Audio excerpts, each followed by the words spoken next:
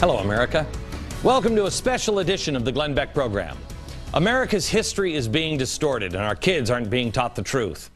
These are just one of the things that we learned on this program, and one of the things this show has tried to do from the beginning is set the record straight.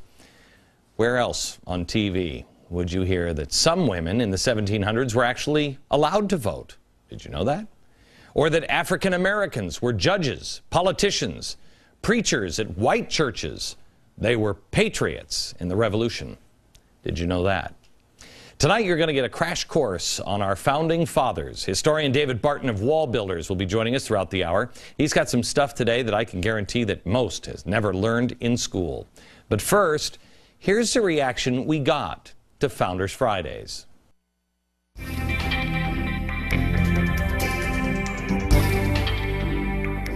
I was really thrilled to see how popular the shows became. I mean, the feedback was just phenomenal. Part of what people responded is, I've never heard this before. I'm just now finding out about these things. Well, this is my first time ever hearing it. Why didn't I learn any of this? I think there's a couple reasons for that. The way we have taught American history for 60 years is called deconstructionism. And deconstructionism is an attempt to destroy or deconstruct what's going on. And within that framework, what you do is you always teach the negatives, not the positives, because that's what they've been taught in school. If there's a wart on the nose of American history, they heard it. If it was the witch trials, if it was treatment of Indians, if it was slavery, they heard it. Didn't hear any of the good stuff, but heard lots of the negative stuff. I think the two Founders Fridays that I heard the most about were the black founders, part 1 and part 2, and then the women founders. I mean, we have some concept of who Sam Adams is and Ben Franklin and the others, but it was like brand new territory on the black founders and the women of the Revolution. On the Women of the Revolution show, we learned all about the role of our founding mothers, the role they played right alongside our founding fathers. But what took many of our viewers by surprise was this. Let me just ask the audience on when did women get the right to vote? 1920. Yes, 1920. What would you say if I told you not true? Women could vote in the 1700s. Would anybody believe me? New Jersey, they wrote into the Constitution the right for women to vote. So women started voting in New Jersey in 1776. And that was a right that the Founding Fathers put into the documents. And women had voted in colonial America before that as well. Pennsylvania back in the French and Indian War, etc. But they put it in the Constitution. All right, but it wasn't in Pennsylvania, was it a constant? It was not constant. Interestingly enough, the voting rights were tied a lot of times to ownership of property. If you owned property, you could vote. So women could vote if they owned property, but a lot of times being married, the husband's property is in the husband's name. But if the husband died and the woman inherited the property, she could vote. By 1809, most of the women were voting with the Federalists. So when the Anti-Federalists got power in New Jersey, they said, wipe out the women's vote. They're voting in the wrong political party. We're not going to be able to sustain ourselves with it. So that's really where the woman's right to vote went away. It wasn't on grounds of equality or inequality. It was on the grounds of, they vote for the wrong party. Now that we've got control, we're going to take the power away. On that program, what also took a lot of viewers by surprise was that some women actually served in the military during the American Revolution. I have to ask you about this handsome lady. 1782, she wanted to do something for her country. She dressed like a man and went enlisted. Now, what's interesting is she's 22 years old at the time, and the other guys in the Army always kidded her about, you never shave. You're just a kid. Yeah, of course she didn't shave. She's a lady. She got wounded in a battle up at West Point, and she treated the wound herself so no one would find out what her gender was. Holy cow. She later, in Philadelphia, came up with a really high fever, almost unconscious, and so a physician had to check her, and at that time found out what her gender was. So when they found out the gender, they quietly moved her out of the Army, but General Henry Knox is the one that gave her an honorable discharge out of the Army at West Point. Wow. She ends up with a military pension because she served as a soldier, and if you were a soldier, you got the pension. So pretty cool story. Pritchard. She was commissioned by Washington. She was commissioned because she got the name, Mary is her name, Molly's the nickname. In the Battle of Monmouth, 1778, June, really hot day, and if you're part of the artillery crew with all that powder going off and the heat and everything. And so guys were falling from exhaustion. She was running back and forth to the creek and the well, carrying pitchers of water for them to keep dehydrating. And that's how she got the name Molly, pitcher. Well, when her husband fainted from exhaustion, she stepped right in and became the rammer, and that thing kept the gun firing and did so throughout the rest of the battle. And at the end, when they found out what she'd done, that she'd kept that gun alive, but because it takes several guys in the crew to keep the gun alive. You got to have the rammer and the cleaner. You got to have the one that puts the powder, the guy who fires it, names it. So she kept that gun going throughout the battle. And at the end, she was commissioned as a sergeant in the Continental Army. Now, Washington, we think, did it. It may have been General Nathaniel Greene, but either way, it was a general that commissioned her. She served throughout the rest of the American Revolution. When she died, she was given a military funeral. She was buried with the honors of war in a military funeral at her death. Great lady, served throughout the Revolution.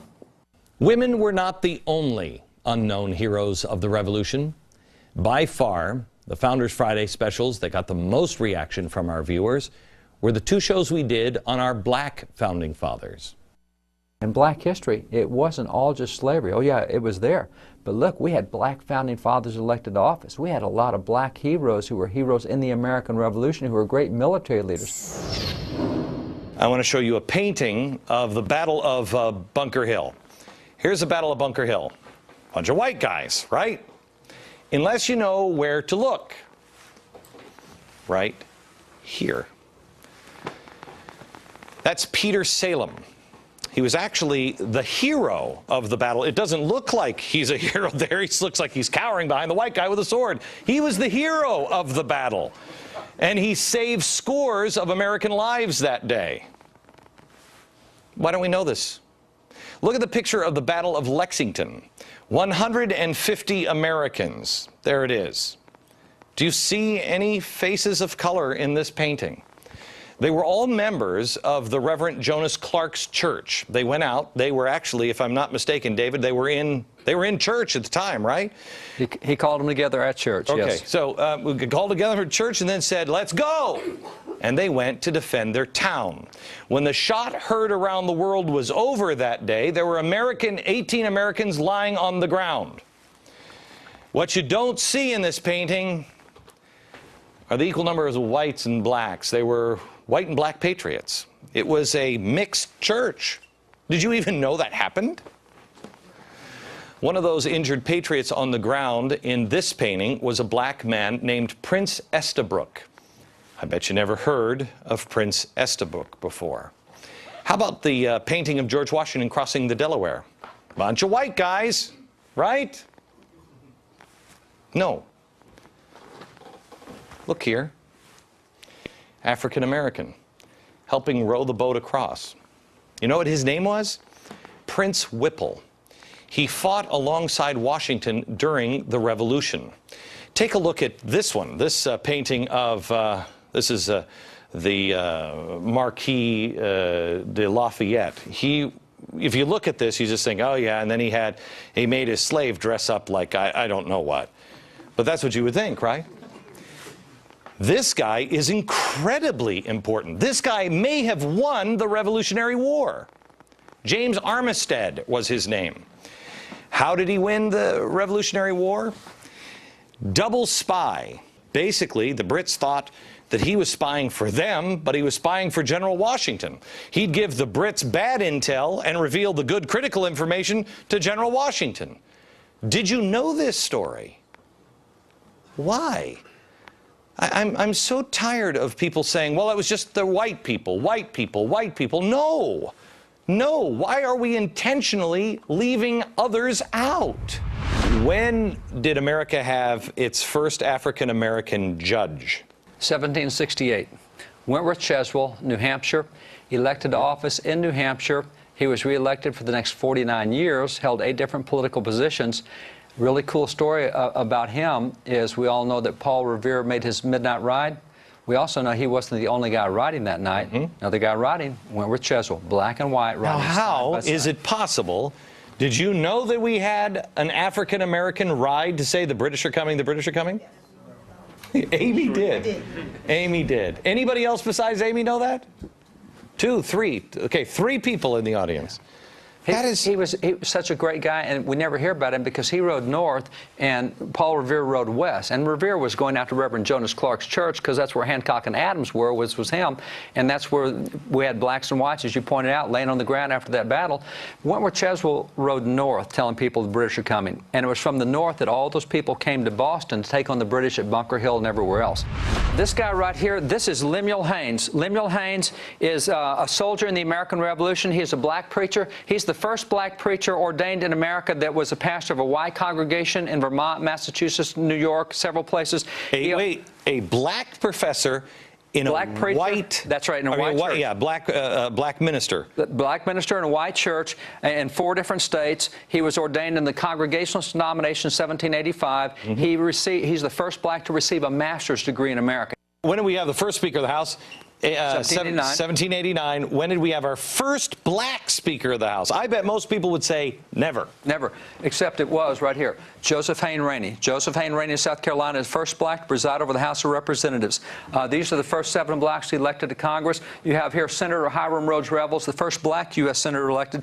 He was a minister of the gospel. He was a missionary. He worked with Frederick Douglass. He recruited 3 regiments of black soldiers in the Civil War, and he was a missionary to slaves in the South. You have here Benjamin Turner, Josiah Wall, this guy right here is really cool. Robert Brown Elliott is probably the most brilliant guy of that era. He actually took on the vice president of the Confederacy in a debate on the floor and just tore his head off. What was the relationship of our founders with African Americans? It depends on where you were. If you're in the South, it's a different relationship, right? It was. But our founders, the ones that really put everything together,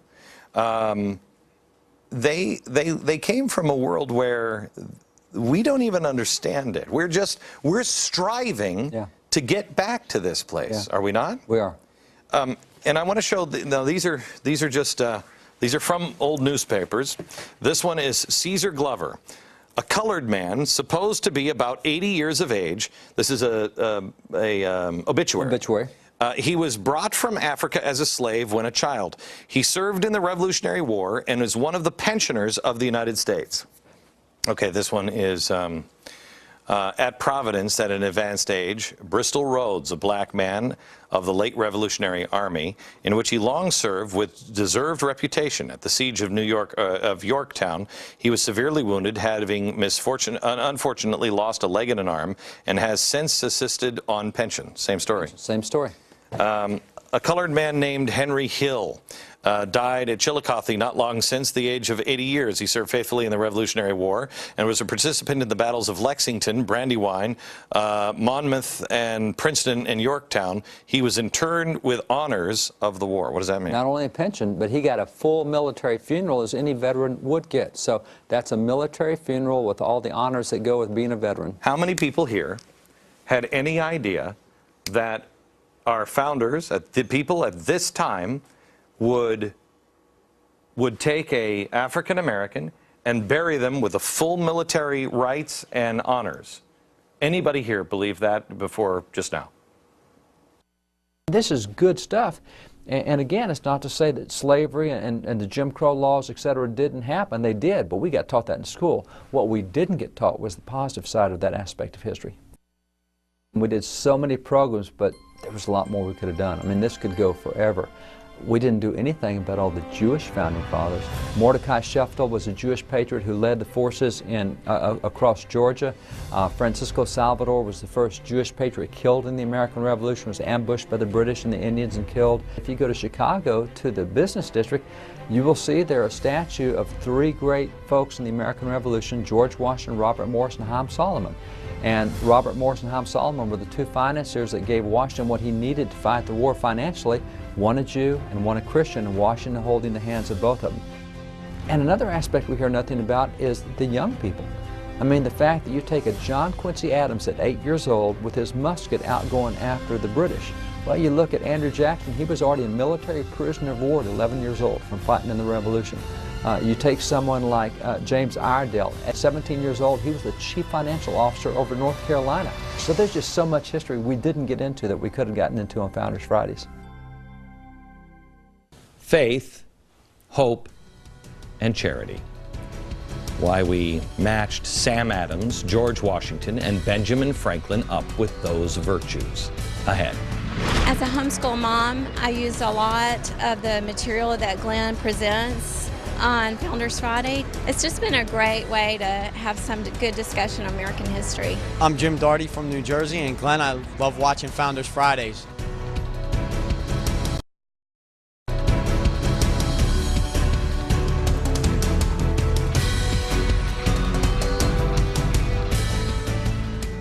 Hello, America. Welcome to a special edition of the Glenn Beck program. America's history is being distorted, and our kids aren't being taught the truth. These are just one of the things that we learned on this program, and one of the things this show has tried to do from the beginning is set the record straight. Where else on TV would you hear that some women in the 1700s were actually allowed? That framework, what you do is you always teach the negatives, not the positives, because that's what they've been taught in school. If there's a wart on the nose of American history, they heard it. If it was the witch trials, if it was treatment of Indians, if it was slavery, they heard it. Didn't hear any of the good stuff, but heard lots of the negative stuff. I think the two Founders Fridays that I heard the most about were the black founders, part 1 and part 2, and then the women founders. I mean, we have some concept of who Sam Adams is and Ben Franklin and the others, but it was like brand new territory on the black founders and the women of the Revolution. On the Women of the Revolution show, we learned all about the role of our founding mothers, the role they played right alongside our founding fathers. But what took many of our viewers by surprise was this. Let me ask the audience on when did women get the right to vote? 1920. Yes, 1920. What would To vote. Did you know that? Or that African Americans were judges, politicians, preachers at white churches. They were patriots in the Revolution. Did you know that? Tonight you're going to get a crash course on our founding fathers. Historian David Barton of Wallbuilders will be joining us throughout the hour. He's got some stuff today that I can guarantee that most has never learned in school. But first, here's the reaction we got to Founders Fridays.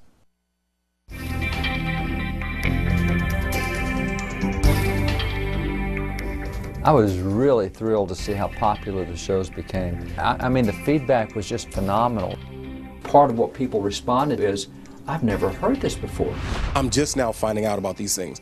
Well, this is my first time ever hearing this. Why didn't I learn any of this? I think there's a couple of reasons for that. The way we have taught American history for 60 years is called deconstructionism. And deconstructionism is an attempt to destroy or deconstruct what's going on. And within that